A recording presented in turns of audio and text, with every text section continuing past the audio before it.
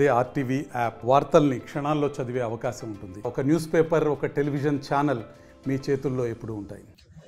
ప్రజల ఆరోగ్య పరిరక్షణే మా ప్రభుత్వ ధ్యేయం.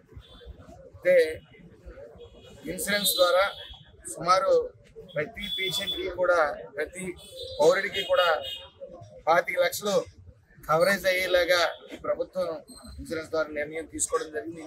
ఇన్సూరెన్స్ ద్వారా ఈ యొక్క 25 లక్షలు ప్రతి ఒక్కరికి ఇంప్లిమెంట్ జరిగేలాగా చర్యలు తీసుకోవడం జరిగింది. అదేవిధంగా ఈ రోజున అంబులెన్స్ అనేది సుమారు 40 లక్షలు విలువ చేసే అంబులెన్స్ ఈ యొక్క రామచంద్రపురం ఏరియా హాస్పిటల్ కేటాయించడం జరిగింది. ఇందులో గతంలో బేసిక్ అడ్వాన్స్ లైఫ్ సిస్టమ్ అనేది అంబులెన్స్ లో ఉండేది.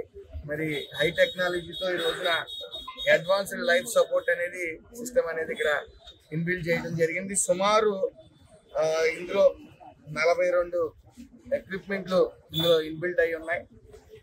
అలాగే ఏఈడి అనే సిస్టమ్ ద్వారా కార్డియాలిక్ వర్క్స్ జరిగితే ఆటోమేటిక్ గా షాక్ ఇచ్చి మళ్ళీ తిరిగి గుండె కొట్టుకునేలా చేసే ఎక్విప్మెంట్ కూడా ఇందులో పొందుపరిచింది.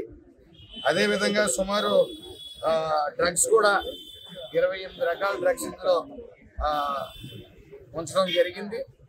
అట్ ద సేమ్ టైం 3 పేషెంట్ని ఒకేసారి తీసుకెళ్ళగలిగే సామర్థ్యం కలిగిన అంబులెన్స్ ఇక్కడ అందుబాటులోకి తేవడం జరిగింది. అదేవిధంగా ఒక డయాలసిస్ యూనిట్ కూడా ఈ రామచంద్రపురం ఏరియా హాస్పిటల్ కేటాయించడం జరిగింది. సుమారు 3-4 పేషెంట్స్ దాన్ని ఉపయోగించుకునే పరిస్థితి ఉంది. అలాగే ఈ కూటమి ప్రభుత్వం ముఖ్యంగా ఈ ప్రజల ఆరోగ్యం పట్ల పూర్తి చిత్తశుద్ధితో ఉంది. మనం చూసాం రామచంద్రపురం నియోజకవర్గంలో గత ప్రభుత్వంలో ఉన్న ఈ ఓపీలు సంఖ్య డబల్ చేయడం జరిగింది. ఎప్పుడైతే కూటమి ప్రభుత్వం ఏర్పడిందో ఒకసారిగా ప్రభుత్వం మీద ఉన్న నమ్మకంతో మన విజనరీ నాయకుడు నారా చంద్రబాబు నాయుడు గారు, అలాగే ఎన్డీఏ కూడా పవన్ కళ్యాణ్ గారు కానీ, లోకేష్ గారు కానీ వాళ్ళ పనితీరు పట్ల, వాళ్ళకున్న విజనరీ పట్ల నమ్మకంతో మరి ప్రజలందరూ కూడా ప్రైవేట్ హాస్పిటల్లోకి ఎలా వెళ్తున్నారో పూర్తిగా ప్రభుత్వ ఆసుపత్రికి అలా తరలి రావడం మనం చూస్తూ ఉన్నాం.